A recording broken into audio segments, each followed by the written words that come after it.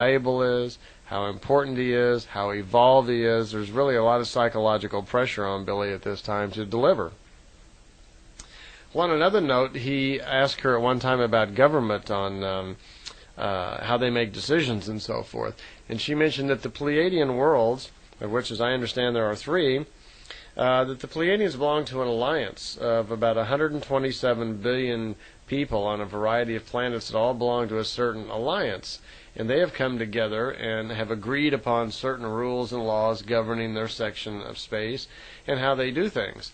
And under these laws follows the rules on contacting lower species like ourselves and what they can do and what they can't do. So apparently they do have a large alliance. It's a collection of human and non-human races. And quite frequently throughout the contact, she would always refer to the fact that she would have to get permission from her council. And her council refers to a group of people in the Pleiadian worlds who make the decisions for the Pleiadians based on information they get from this alliance. The head of the alliance apparently is a very highly advanced group in the Andromeda galaxy that offers information or advice to the alliance, and then these people take it back to their planet, discuss it among themselves, and then they decide what's good for their own race. That's kind of their form of government. Interestingly enough, they don't have voting like we do. Their world, everyone has to agree. Here, if we have a 51% majority, you can be president. But on their world, it takes a much larger percentage. They figure, and if all the people don't agree, then there could be some valid reasons for it, and they like for everyone to agree, so they work everything out until all are in accord. On his 25th contact, which was June 16, 1975, Semjase informs Billy that the group demonstration that she was intending to have has been called off. Now, Billy's group members have been asking him time and time again, can they see the ship? Can they meet Semjase? I mean, I would do the same. That was certainly one of my interests when I was going over there. I was hopeful that something like that might happen. And I can imagine the excitement back in 75 from the group members that were helping Billy when he was having contacts regularly, that they would certainly be excited about wanting to see the ships. So they were waiting in anticipation because Semjase had said a group demonstration would be forthcoming.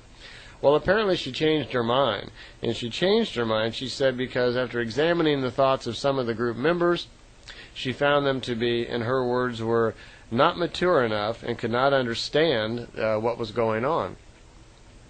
She explained that they felt that certain members of the group were of such low evolution or such low understanding of mentality that they would not take the demonstration correctly, that they would misunderstand, that they were not spiritually developed enough to properly, absorb this, I guess. I guess they felt if they made themselves visible to these people, that this would kind of overload them, that no longer would there be room for doubt in their minds. Normally we go through life making, kind of rationalizations about things, and we say, well, we don't have the real answer, so we make up our own answer about something. Like, we really don't know what God is yet on our world, so we just make up our own reasoning and our own logic, and we subscribe to whatever religious group kind of goes along with our thinking, and that's our acceptable standard. But if something were to come along, like, if we had irrefutable proof that God was this or God was that or there was no God at all, and it was irrefutable, well, there was evidence, where we would have to immediately drop our own logic, and we would have to change our whole view of the world based on this new information, and had no choice. That could be very disruptive to our mentality. And they find the general mentality of most people on Earth in that state, a state of confusion, a state of ignorance, and they feel that sometimes facing certain people with irrefutable evidence about things is too much for them. They'll literally kind of overload and turn over in their minds, was the expression.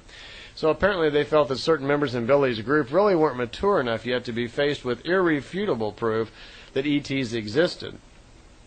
So she decided to call the demonstration off.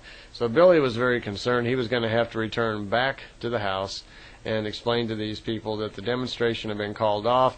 There may be a future demonstration, but it would only be in some smaller fashion and probably for him only or something. So he didn't have good news to return to the house with.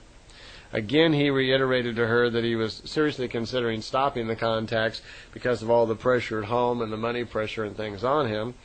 And again, he was told that he would have to decide, that there was a lot of pressure on him. So already in the context, we're only the 28th contact, and the 25th contact, and he's already feeling the pressure of this. Well, all in all, there turned out to be over 130 contacts before it finally ended. So already at the beginning stages of this, there's a lot of pressure on Billy.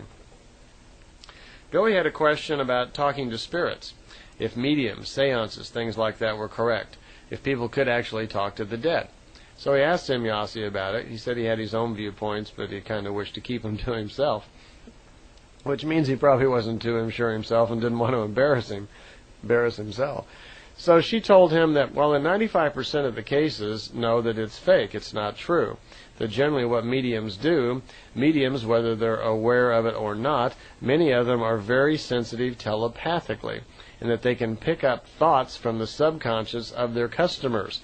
These thoughts may be old memories and ideas and memories that they've had about a loved one that can be picked out of the subconscious. The medium then senses them and will tell the customer that they're receiving a message from great Uncle Harry or something, and remind them of something that happened in the past. The customer, because they can't remember it, they've forgotten about it, because their conscious mind can't recall this, they think this is just a wonderment that this lady has actually done this, and surely it must be happening, because how else could she know about these things?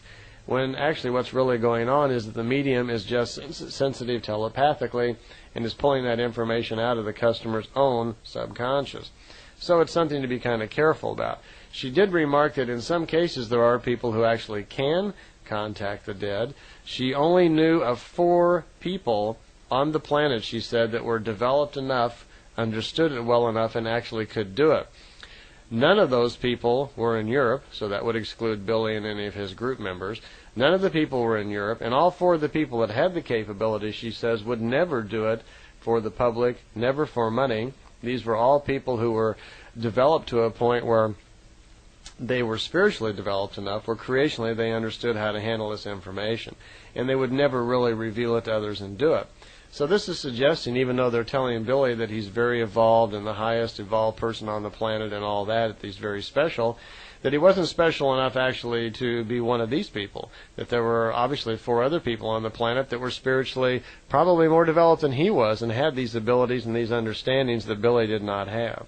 Okay? So there's some contradiction here that they're feeding Billy, where all along they're telling him he's the most advanced, very special, that he's the highest evolved person on the planet, and then they make these statements where there are apparently 4 other people on the planet more evolved than he that have the ability to contact the dead that Billy doesn't understand.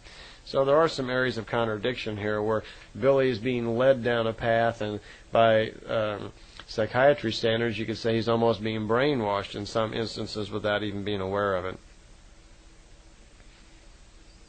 She did, in summing that up, she did mention also that they don't even feel it's a good idea to talk to the dead, and reminded Billy that a dead spirit, once the spirit passes over into the fine matter world, it doesn't have any more knowledge and information than it did when it left.